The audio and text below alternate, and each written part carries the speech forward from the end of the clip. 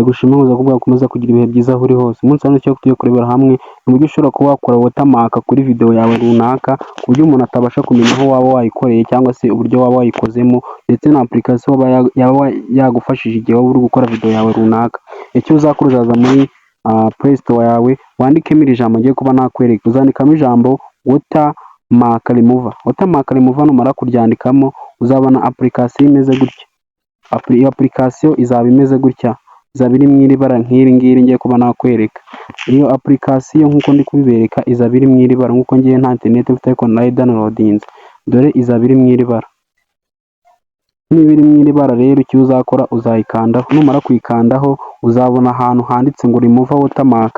Ahangaha uzahita wakanda, numara kuhakanda bazakubwira ushiremo video yawe runaka, numara kuyishiramo umaze gukanda video ya runaka iriho watermark, numara gukanda video yawe runaka kwenda kadushiremo iyi ngiyi tangira dukande iyi video, urabona ko iriho watermark ya TikTok.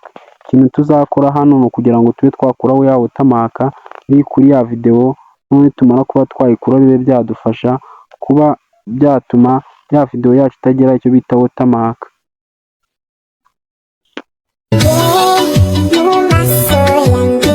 Iyi video rero tumara kuyikora gutyo, numara kugenda hano handitse watermark, numara kuba wayishyizemo ahantu wayikuramo, uzaza numara kuyishyiramo uze urebe ko hano handitse watermark, noneho wayikuramo ya watermark yawe.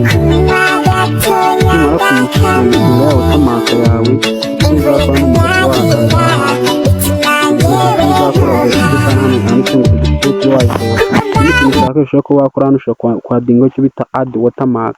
Add watermark ushaka ni ukuvuga ngo ushaka gushyiraho izina ryawe runaka ahantu hawe, ukaba nawe wakadinga icyo bita watermark ku buryo ushaka washyiraho n'izina rya abantu bamenye iyo video ahantu ishobora kuba yakorewe. Ndagushimira ukomeza kanda subscribe, nkomeza kubwira ukomeza kugira ibihe byiza aho uri hose. Iyi ni Master G TV nk'ibisanzwe. Ko mugenda mukora subscribe niko ngenda mbagezaho ibintu byinshi by'ingenzi. Tuzahera mu tips zikurikira.